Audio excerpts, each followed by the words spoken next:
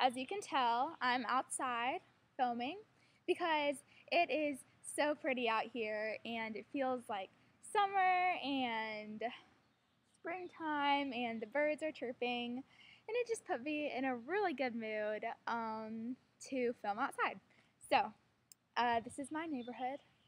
Welcome. Um, and so, anyways, let's get down to the review. Okay, so as you can tell, the book is called I'd Know You Anywhere, and this is sort of borderline YA. Like, I think that a teenager could read it, because I mean, obviously, I read it and I didn't have a problem with it, but at the same time, I think that it's more of an adult book because it's narrated by an adult, mainly. Um, and it's about a girl or a woman, she's like 38 years old, and she was kidnapped when she was 15 years old by a man named Walter, and who was like a serial killer. He had killed a lot of teenage girls, and he kidnapped Elizabeth when she was 15, and this was like in the 70s because like the story set like in present day. She's like looking back on the events. So she was kidnapped when she was 15, and she was like on the run almost with Walter for like about a month or two, and car um finally she gets returned to home, and that's like part of the story, how the police find them and stuff. But so then, and it's like the story is set in present day, and Elizabeth is married with two children, and she gets like a letter from Walter, who is on death row. He's gonna die soon, and he is contacting her, and is saying, I want to see you. Like, you need to help prove my innocence. Like, I've changed. And all this stuff, and so she kind of has to deal with that. That's basically what it is. Like, he's contacting her, and she kind of has doubts about whether she remembers exactly what happened, because Walter had killed about 6 other teenage girls, and he was like in his early 20s, and he was like a good looking 20-year-old guy that, like, girls would get in the car with, because, if he was like, oh, hey, baby, you want to ride, they'd get in the car, and he'd kill them.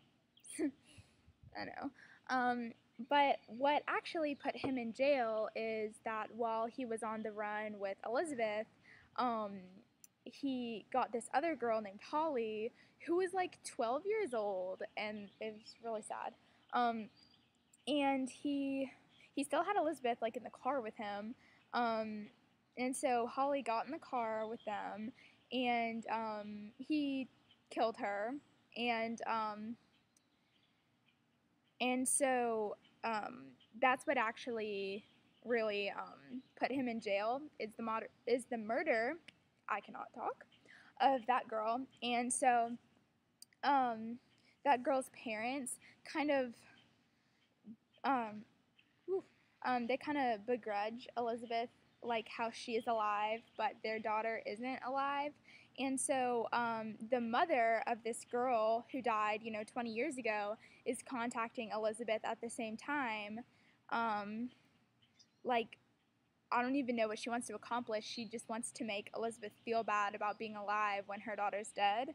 And so all of the events that Elizabeth had kind of hidden from for 20 years come back to haunt her, and she's trying to shield her kids from it.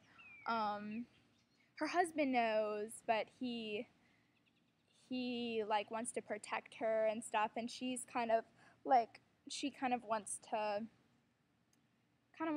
finally face the whole situation. She changed her name.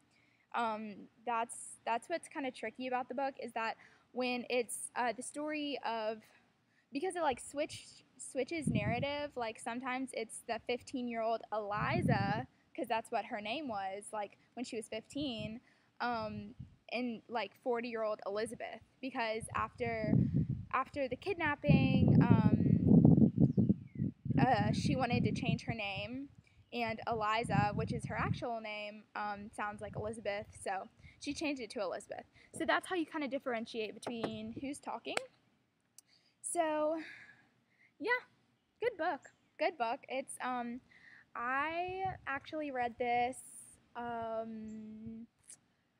over, it was pretty recently.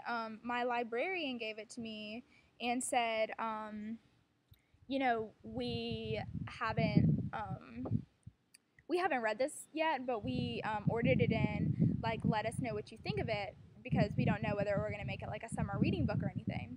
So I read it and I really liked it. So that's why I'm doing a review on it now. And yeah, it's a good one.